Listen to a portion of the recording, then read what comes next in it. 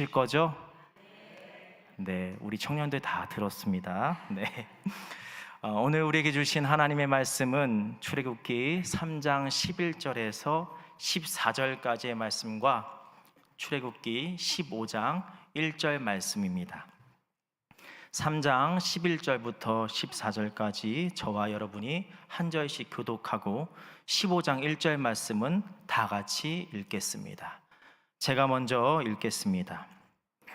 모세가 하나님께 아뢰되 내가 누구이기에 바로에게 가며 이스라엘 자손을 애굽에서 인도하여 내리이까?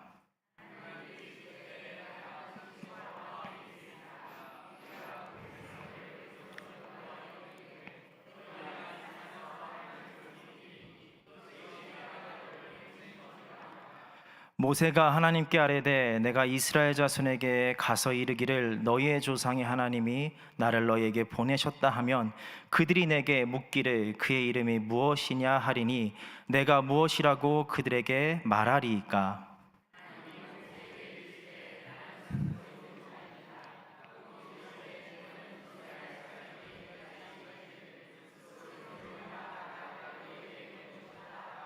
다 같이 읽겠습니다. 이때에 모세와 이스라엘 자손이 이 노래로 여호와께 노래하니 일러스되 내가 여호와를 찬송하리니 그는 높고 영화로우시며 말과 그 탄자를 바다에 던지셨음이로다. 아멘. 약 3주 전에 전입 신고를 하기 위해서 이 주민센터를 갔습니다. 저기 세종대학교 쪽으로 가다 보면 주민센터 있는 거 아시죠? 거기서 한 장면을 목격했습니다. 외국인 여성이 이 서류를 작성하는데요. 잘 모르는 부분이 있었는지 그 민원을 보는 직원분하고 이 손짓 발짓 하면서 그렇게 소통하면서 하나하나 문서를 작성해 가더라고요.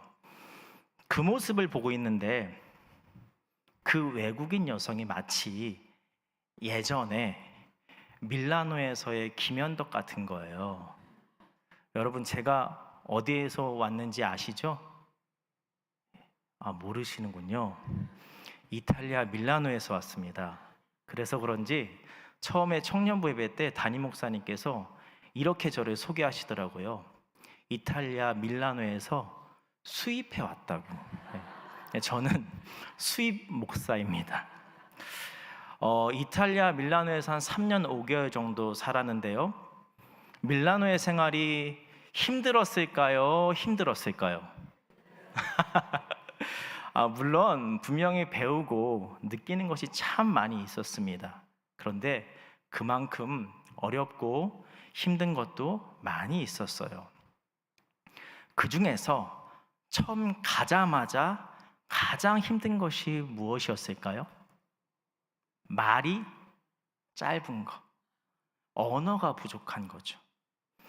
조금 살다 보면 이 기본적인 의사소통은 합니다. 그런데 조금만 더 전문적으로 가면 바보가 되는 거예요. 저도 앞에 말씀드린 것처럼 이 밀라노에 있는 주민센터에 간 적이 있습니다.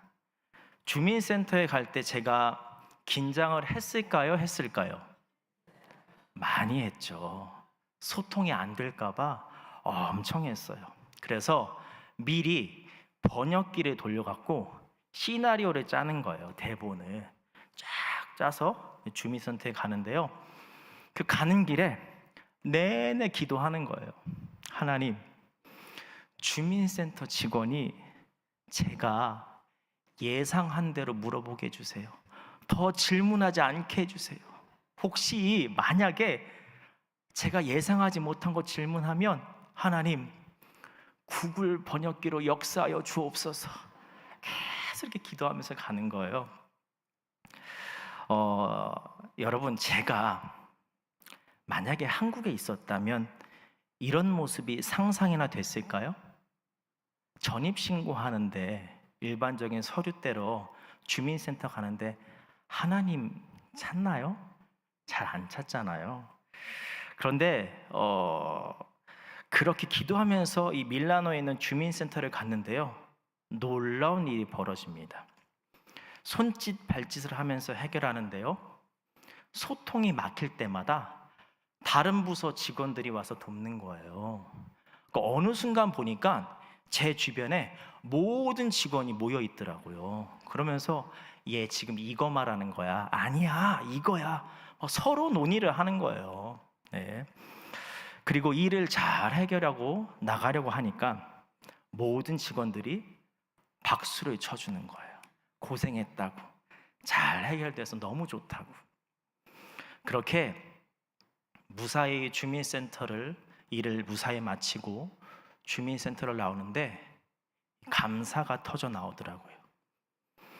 먼저는 당연히 일을 해결할 수 있도록 돕는 손길을 보내주신 주님께 감사한 것이죠. 그런데 그것보다 더 감사한 것은 언어가 부족해서 이 없음으로 인해 주님을 찾게 되는 제 모습, 주님을 의지하게 되어서 감사하더라고요. 우리는 이러한 없음을 다른 말로 결핍이라고 표현합니다. 결핍 띄워주세요. 결핍, 어떤 부분이 모자라거나 부족한 상태 혹은 아예 없는 상태. 그러면서 제가 최근에 이 밀라노에서의 이 시간들을 회고하는데요, 이런 고백이 나오더라고요. 주님께서 결핍의 순간에 그 결핍이 사소하던 사소하지 않던 언제나 주님을 찾는 훈련을 시키시려고 나를 밀라노로 보내셨던 거구나.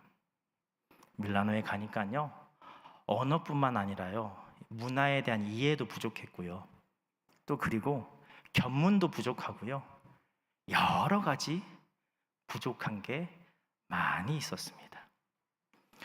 그런 의미에서 오늘 여러분들과 함께 이 결핍에 관한 이 이야기를 나누어 보고자 합니다.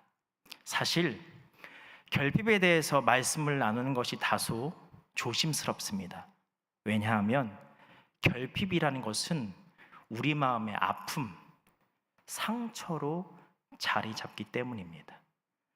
또한 결핍으로 인한 아픔은 본인이 아니면 온전히 공감할 수 없고 결국 자기 자신이 감당해야 되기 때문입니다.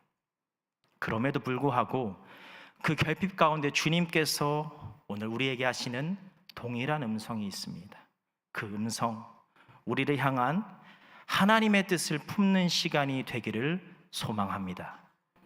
여러분, 오늘 출애굽기 3장은 여러분들이 잘 아시는 것처럼 모세의 소명장입니다. 하나님께서 이스라엘 백성을 애굽으로부터 구출할 이스라엘의 지도자를 세우기 위해서 모세를 택하시고 그래서 부르시고 세우시는 장면이죠. 같이 출애굽기 3장 10절과 11절 말씀을 읽어봤으면 좋겠는데요, 제가 하나님 역할에 대해서 10절 말씀을 읽겠습니다. 여러분들이 모세의 역할이 되셔서 11절 말씀을 읽어주시면 감사하겠습니다. 이제 내가 너를 바로에게 보내어 너에게 내 백성 이스라엘 자손을 애굽에서 인도하여 내게 하리라.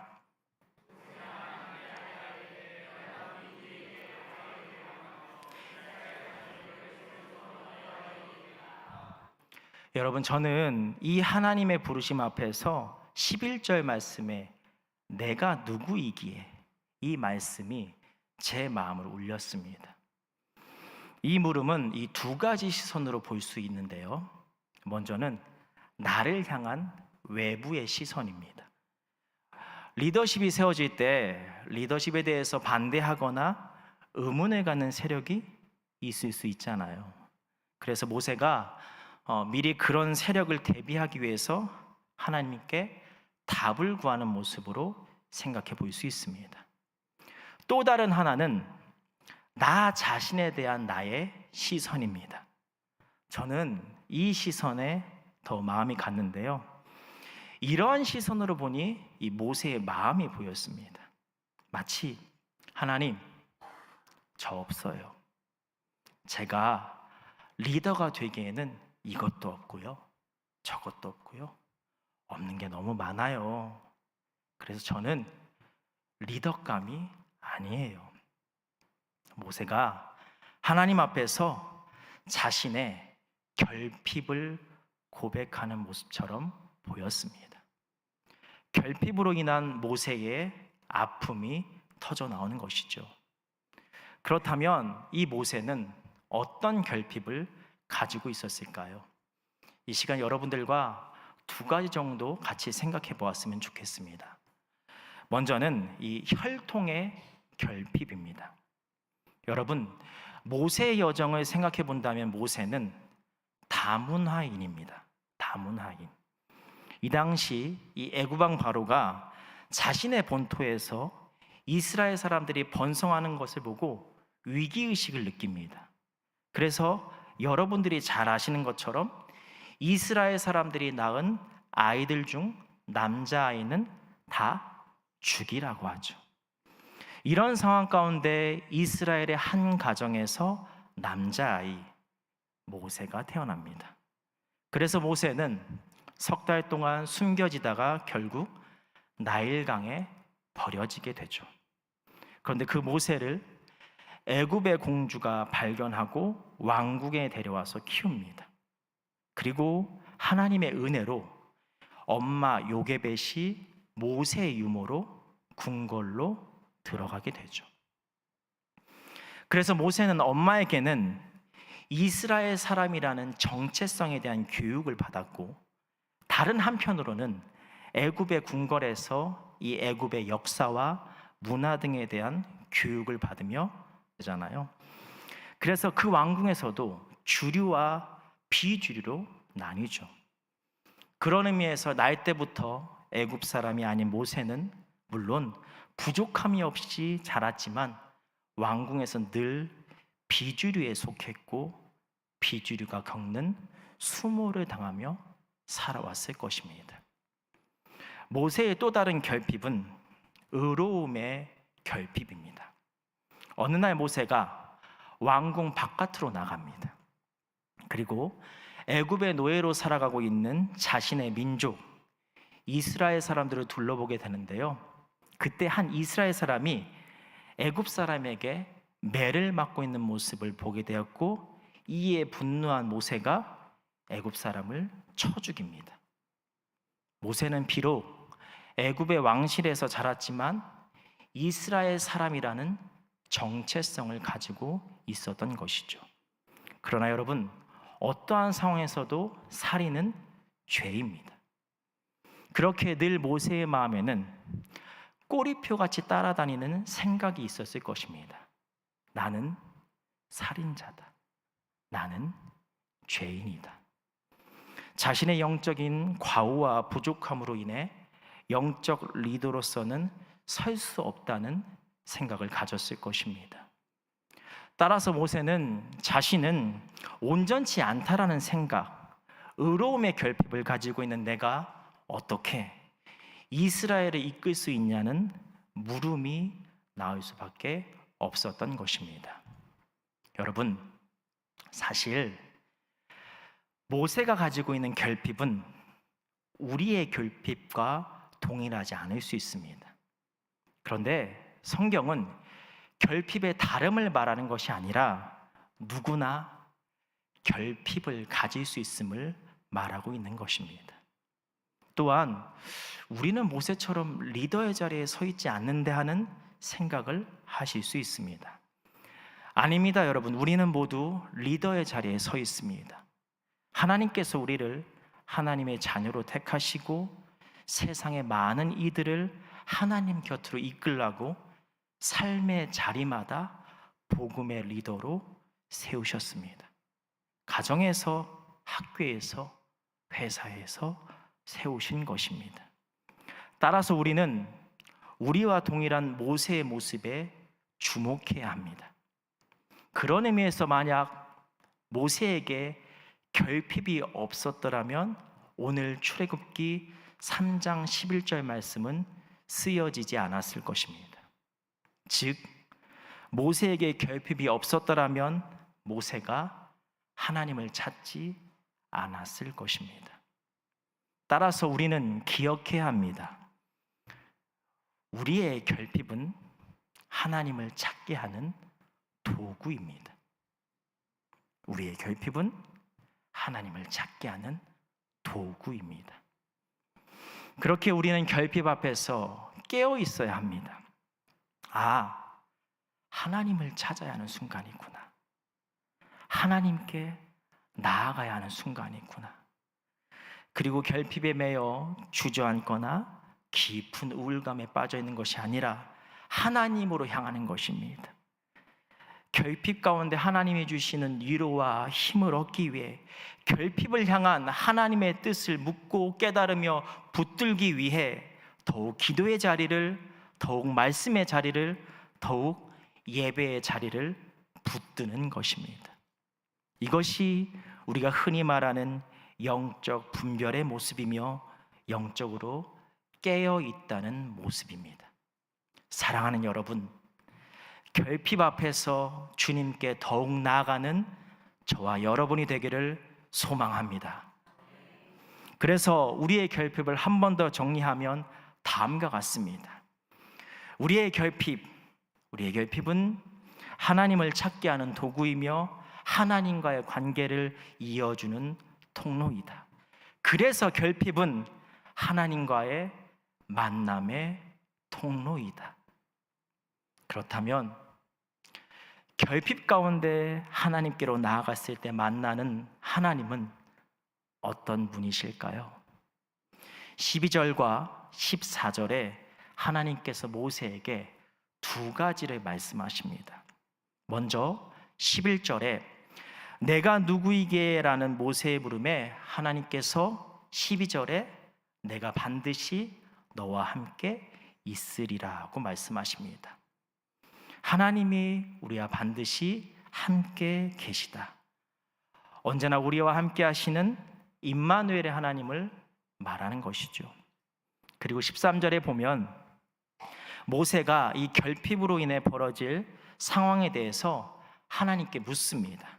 하나님, 결핍이 있는 저를 이스라엘 백성들이 리더로 받아들이지 않을 것입니다. 너가 뭔데?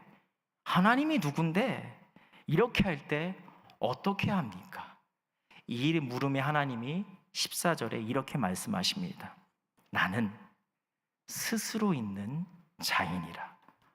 홀로 존재하시는 분, 전능하신 하나님을 말하는 것이죠.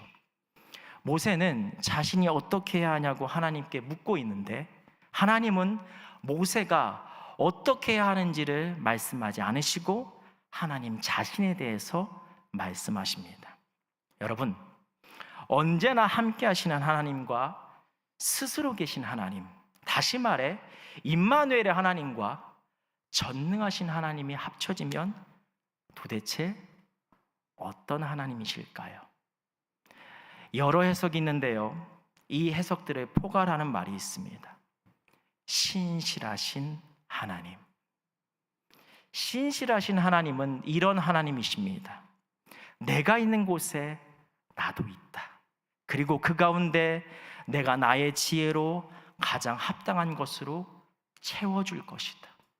그런데 여기서 중요한 것은 합당하게 채워주시는 이 합당의 기준이 나의 기준이 아니라 하나님의 기준, 스스로 계시는 하나님의 지혜라는 것입니다.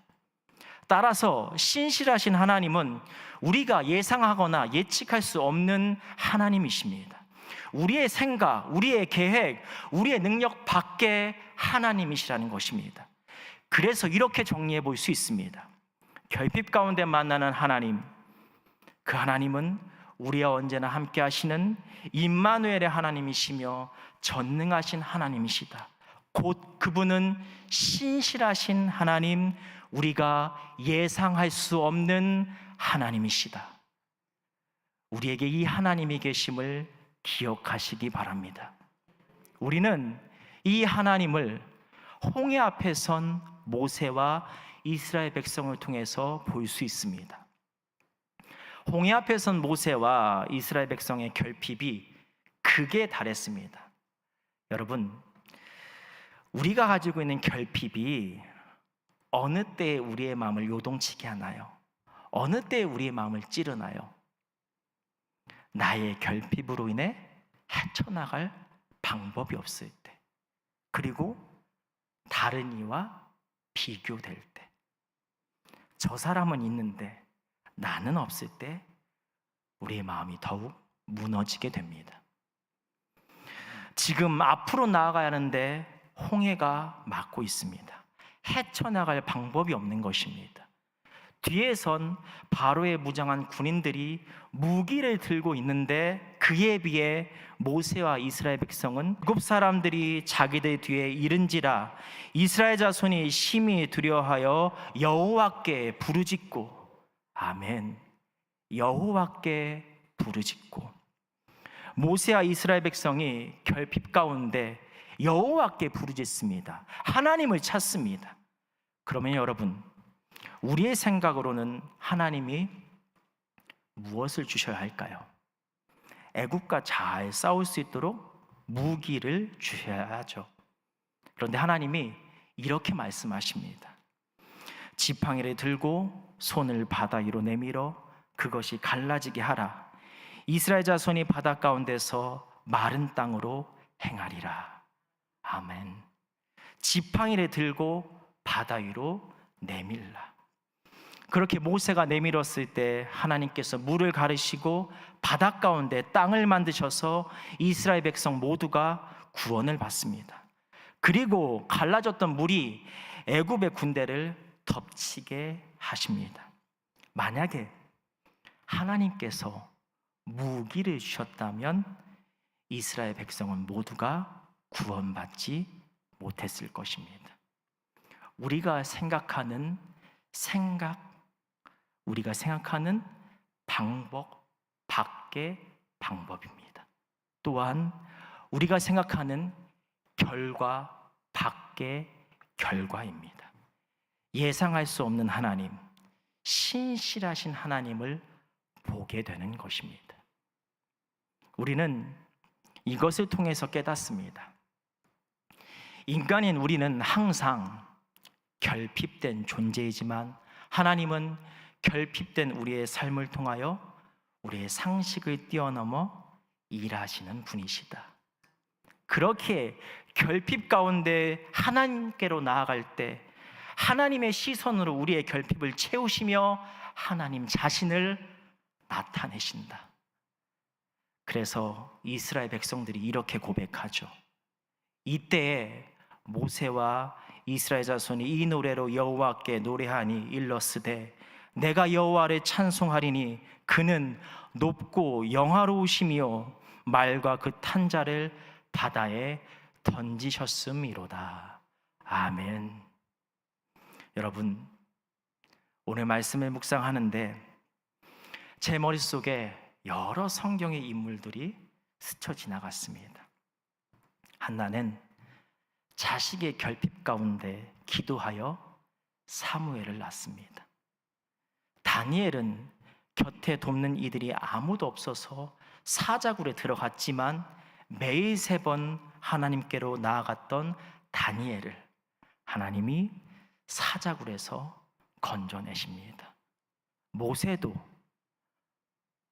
한나도, 다니엘도 결핍 가운데 하나님께로 나아갔을 때 신실하신 하나님을 경험합니다. 사랑하는 여러분, 사실 우리는 이 모습으로 살아가고 있습니다. 우리의 가정과 학업, 일터와 사업체의 미래가 정확히 보이지 않습니다. 막혀 있는 것 같습니다. 그리고 뒤에는 여러 가지 감당해야 할 일들이 쫓아오고 있습니다. 그 속에서 우리는 우리의 결핍을 보게 됩니다. 그럼에도 불구하고 우리는 지금 이 자리, 하나님의 임재가 가득한 기도의 자리로 나왔습니다. 또한 때때로 사방이 막힌 그 삶의 자리에서 우리는 눈물로 주님께 나아갔습니다. 여러분, 계속 그 모습을 지켜 나가시기 바랍니다. 그 가운데 신실하신 하나님을 반드시 만나실 것입니다. 그렇게 결핍 가운데 늘 주님께로 나아가는 우리 모두가 되기를 축원합니다. 기도하겠습니다. 사랑의 하나님, 우리의 우둔함으로 인해 눈앞에 보이는 결핍 앞에서 주님을 바라보지 못했습니다. 그런데 그 가운데서 우리를 부르시는 주님을 보게 하시니 감사합니다. 그 주님께로 다시 그리고 더욱 나아가는 우리 모두가 되게 하여 주옵소서. 그리하여서 우리의 삶의 자리자리마다 신실하신